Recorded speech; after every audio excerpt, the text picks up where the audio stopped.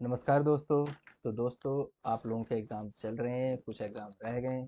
तो मैं इस वीडियो में कुछ इम्पोर्टेंट डिस्कशन करना चाहता हूँ आपके साथ एग्ज़ाम से रिलेटेड। ठीक है। तो देखो, आपके 3 इम्पोर्टेंट एग्ज़ाम अभी रहते हैं। एक है कंपनी लॉ, दूसरा इनकम टैक्स, ठीक है, और तीसरा एग्ज़ाम है पर्सनल फाइनेंस। ओके जी। अब इन 3 के बारे में देखते हैं कि पहले तो मैंने क्या पढ़ाया है, मैंने कौन-कौन सी वीडियोज़ डाली है। शॉर्ट में बताऊँगा, फिर हम डिस्कस करेंगे कि इन एग्ज़ाम को फेस कैसे करें।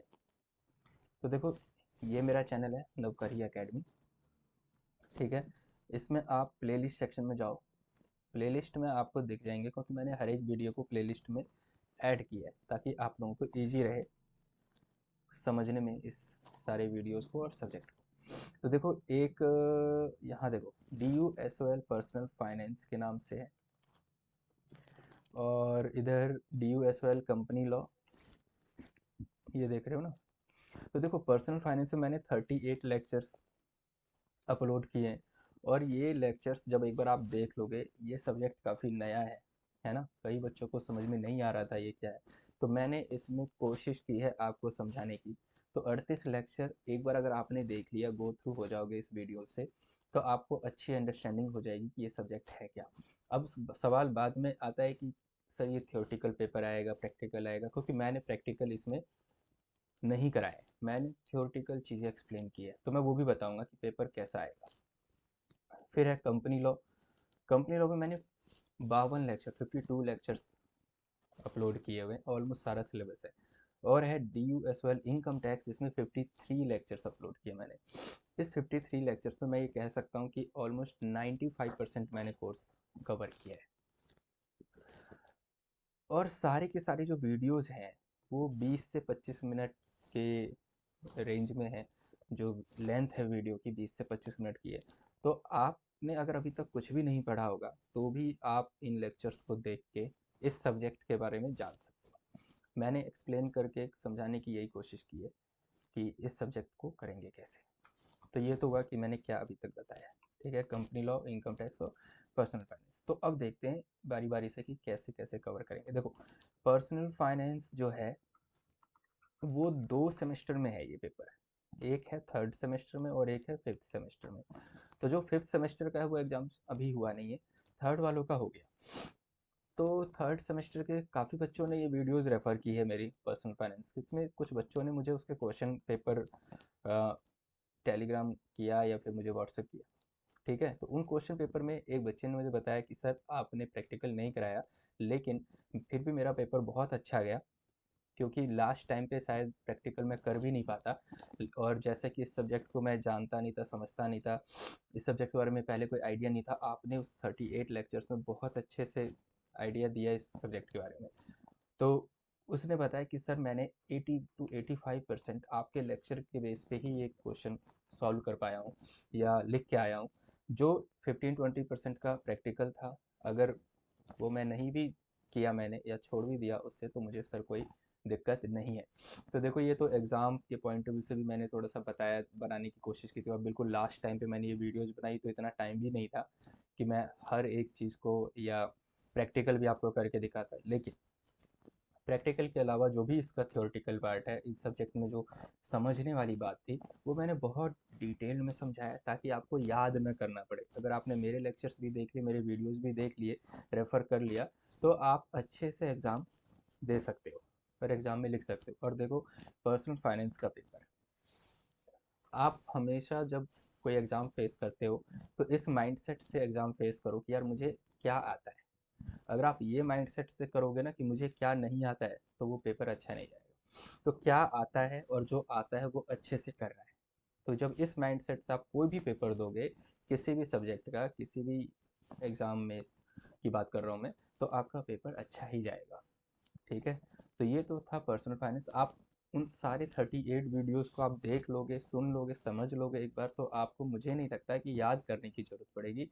फिर आप कॉमन अंडरस्टैंडिंग इतनी मैंने देने की कोशिश की है उस सब्जेक्ट से कि आप अच्छे से एग्ज़ाम दे सकते हो। ठीक है। और पर्सनल फाइनेंस कोई लॉ तो है नहीं, कोई कानून से रिलेटेड चीज़ें नहीं है उसमें। जो भी है वो सारा हमारी लाइफ स्टाइल से रिलेटेड है। इन्वेस्टमेंट, सेविंग्स, है ना, कि कौन कौन सी स्कीम्स हैं, इंश्योरेंस स्कीम्स है, ये सारी चीज़ें। अब चलते हैं कंपनी लॉ। देखो कंपनी लॉ नाम से पता चल रहा है लॉ का पेपर है, कानून का पेपर है ना। तो यहाँ तो हमें कानून लिखनी है, तो इसलिए मैंने इसमें बहुत लेक्चर्स डाले, 52 लेक्चर्स हैं। और कंपनी लॉ आप फर्स्ट टाइम देख रहे हैं, फर्स्ट टाइम पढ़ रहे हैं, तो इसमें मैंने बहुत बेसिक से समझाने की कोशिश की है। शुरू के वीडियो जो लेक्चर 1, लेक्चर 2 या लेक्चर 3 होगा, वो मैंने उस टाइम वीडियोज बनानी शुरू की थी, तो मुझे ज़्यादा आइडिया नहीं था कि रिकॉर्ड कैसे करते हैं, किस टाइप से। तो बस मैंने तो कैमरा लिया और आप लोगों को एक्सप्लेन करना शुरू कर दिया। तो शुरू के 4-5 वीडियो में हो सकता है कोई नॉइज़ हो या फिर प्रॉब्लम आ रही हो, लेकिन मेरे कंटेंट में जो मैंने एक्सप्लेन किया उसमें कोई प्रॉब्लम नहीं होगी। फिर उसके लिए आपको थोड़ा सा स्ट्रगल करना पड़ेगा, लेकिन बाद की वीडियोज आप देखोगे तो आपको बहुत अच्छे से चीज़ें समझ में आएगी। और मैं ये इंश्योर कर देना चाहता हूँ कि ये 52 लेक्चर देखने के बाद कोई ये नहीं कह सकता कि सर मुझे ना कंपनी लॉ नहीं आई समझ। मैंने बहुत अच्छे से एक एक टॉपिक, एक एक चैप्टर को एक्सप्लेन किया है ना। बहुत आपको इन वीडियोस को रेफर करने के बाद आपको लगेगा कि यार लॉ ना बहुत इजी सब्जेक्ट है, बहुत अंडरस्टैंडिंग देने की कोशिश की है मैंने। और आपको इसमें भी कुछ याद करने की ज़रूरत नहीं है, आपको बस उन वीडियोस को रेफ़र करना है। और आपका जो सिलेबस है, जो डीयू चाहती है दिल्ली यूनिवर्सिटी, उसके वेबसाइट से ही मैंने वो बुक डाउनलोड करके एक्सप्लेन करने की कोशिश की है। किसी के पास वो बुक नहीं है तो कैसे डाउनलोड करते हैं, मैंने उसका भी वीडियो डाला हुआ है। नहीं तो आप बता देना, मैं टेलीग्राम चैनल पे इसकी बुक भी डाल दूँगा। तो अभी भी अगर कुछ नहीं पढ़ा ना, तो कंपनी लॉ के ये लेक्चर्स आप देख लेना। और मैं भरोसा दिला सकता हूँ कि आप 52 लेक्चर देखने के बाद ये पेपर बहुत अच्छे से करके आ सकते हो, ठीक है। और इसमें थ्योरी ही थ्योरी है, लेकिन थ्योरी सही लिखनी है, ठीक है ना। तो अब 52 लेक्चर्स के बाद आप लिख दोगे सही, ये मैं बोल सकता हूँ। अब आगे चलते हैं, सर इनकम टैक्स का बताओ। इनकम टैक्स में कुछ क्वेरीज ऐसी आई हैं जिसमें कुछ कन्फ्यूजन है।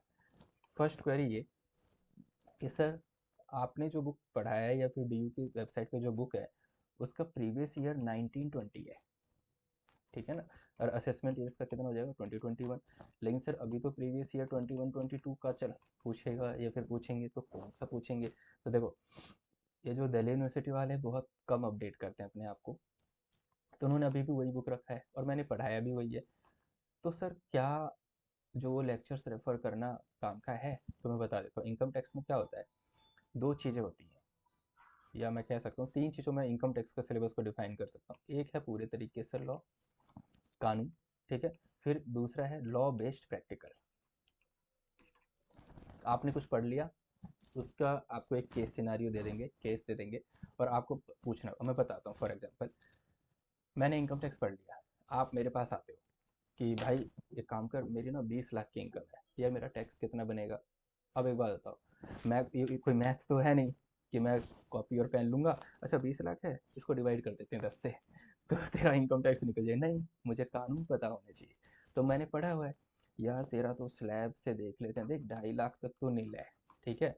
अगले 2.5 लाख से लेके 5 लाख तक ना 5% है, ये 12,500 आ जाएगा, ओके। फिर देख 5 लाख से लेके 10 लाख तक में 20% का स्लैब है, तो ये 1 लाख आ जाएगा। अच्छा 10 लाख से ऊपर तेरा 20 लाख पे चला गया, तो एडिशनल है 10 लाख, तो इस 10 लाख पे ना 30% निकालूंगा तो तेरा ना 3 लाख आ जाएगा। तो ये 3 लाख, एक 4 लाख, तो यार ये 4,12,500 तो तेरा टैक्स बनता है। इस पे ना 4% सेस लगा देंगे, जो एजुकेशन हायर एजुकेशन सेस है। तो फिर यार देख 4,12,000 में 4% और जोड़, मैं एक रफली फिगर निकाल लेते, 4,16,000 तेरा टैक्स बनेगा। लेकिन ये जो मैं निकाल रहा हूँ ना, इसकी प्रैक्टिस करने की जरूरत नहीं है। ये आप तभी कर सकते हो जब आपको लॉ पता होगा। मैंने आपको लॉ समझाने की कोशिश की है, ठीक है।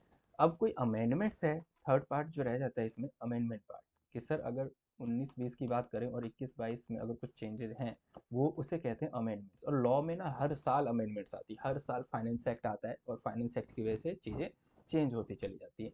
लेकिन अमेंडमेंट का मतलब ये तो है नहीं ना कि हर बार इनकम टैक्स एक्ट पास किया जाएगा पार्लियामेंट में, नहीं।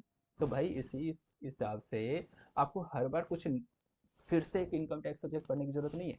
आपने पढ़ लिया, कॉन्सेप्ट समझ लिए, बस आपको अमेंडमेंट देखनी पड़ेगी, क्या क्या बदलाव आए। समझ में आ रही है बात, मैं क्या कहने की कोशिश कर रहा हूँ। मतलब एक ये है कि मैंने इनकम टैक्स के ना ABCD अल्फ़ाबेट को पढ़ाने की कोशिश की है। आप वो 52-53 वीडियोस देखने के बाद आप इतने कॉन्फिडेंट हो जाओगे कि आपको ये लगेगा कि यार इनकम टैक्स के बारे में मैं जानता हूँ।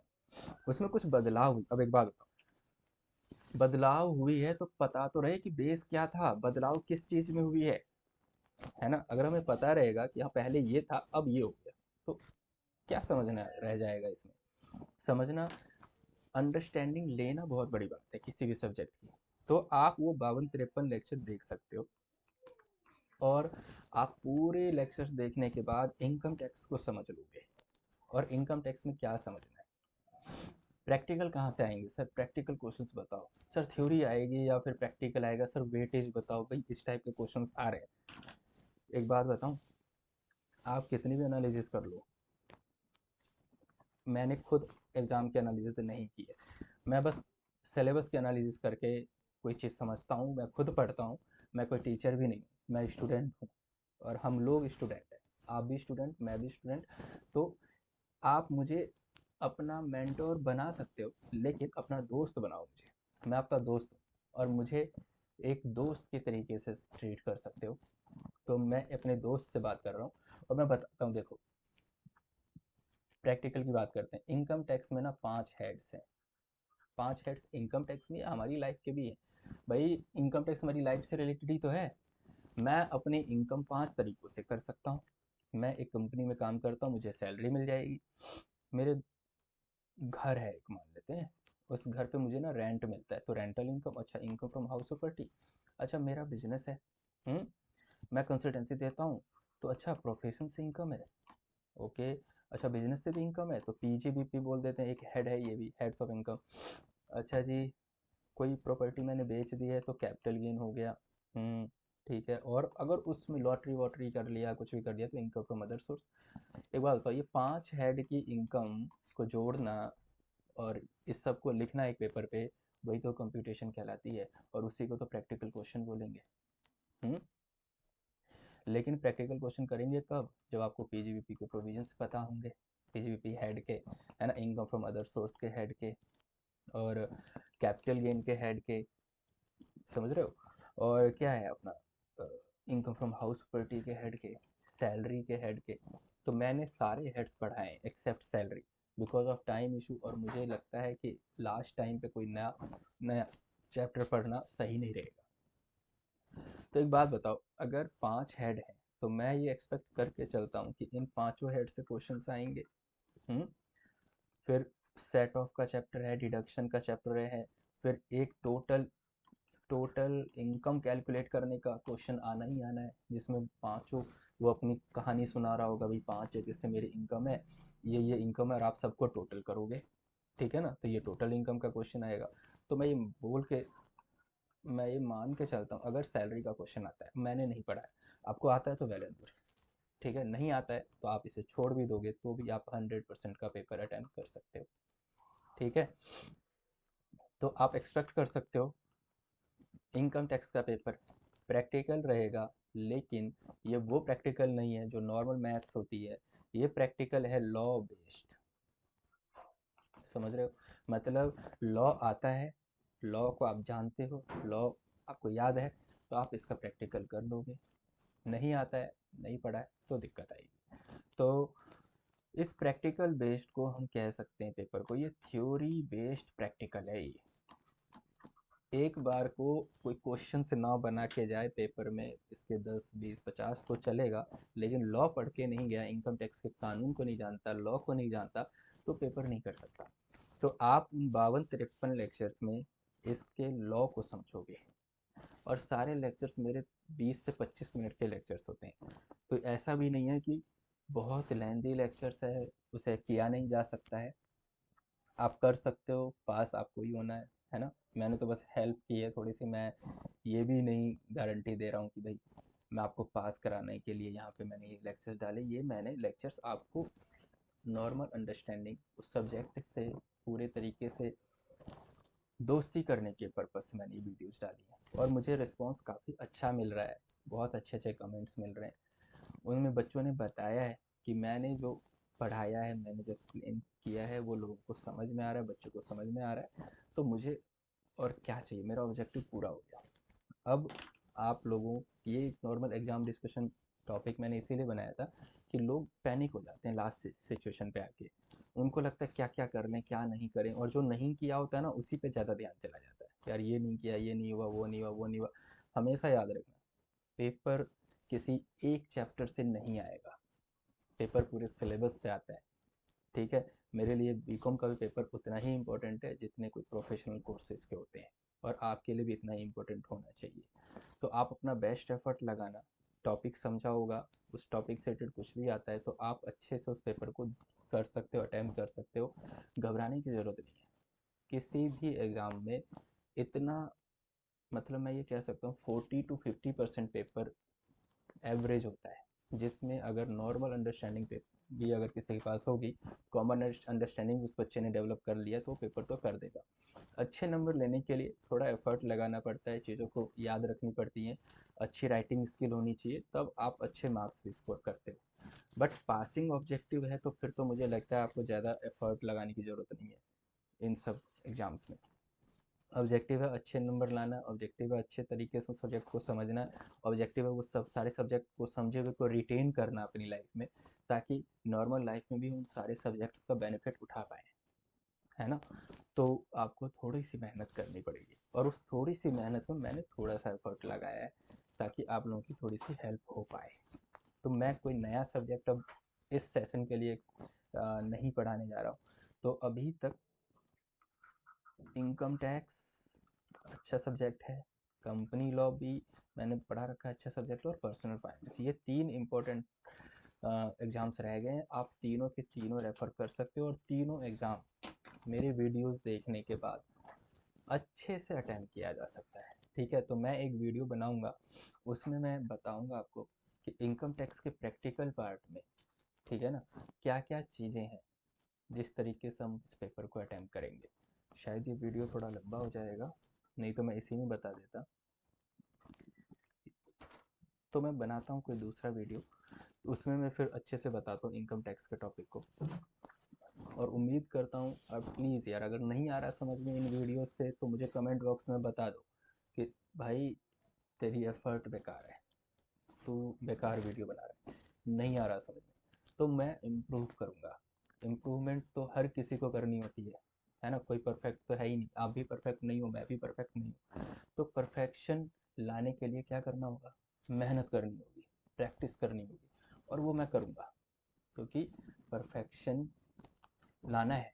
मेरी टीचिंग में, मेरे एक्सप्लेनेशन स्किल में मुझे अपनी स्किल भी डेवलप करनी है। तो इसीलिए बहुत अच्छा प्लेटफॉर्म मुझे मिला कि यूट्यूब पे मैं अपनी नॉलेज शेयर करूं बच्चों से, और आप लोग उस पर मुझे कमेंट कर सकते हैं कि भाई गलत पढ़ा दिया, नहीं आ रहा समझ में। और अगर समझ में आ रहा है तो वीडियो को लाइक कर देना, शेयर करना दोस्तों के साथ, और चैनल को सब्सक्राइब कर देना। ठीक है, और ऑल द बेस्ट, अच्छे से पेपर दो, समझ रहे हो, और अच्छे से पेपर करके आना है।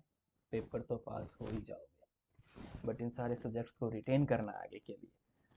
तो मिलते हैं किसी नेक्स्ट वीडियो में ऐसे इंपॉर्टेंट डिस्कशन के साथ। ऑल द बेस्ट, अच्छे से पढ़ो, thank you, bye bye, take care.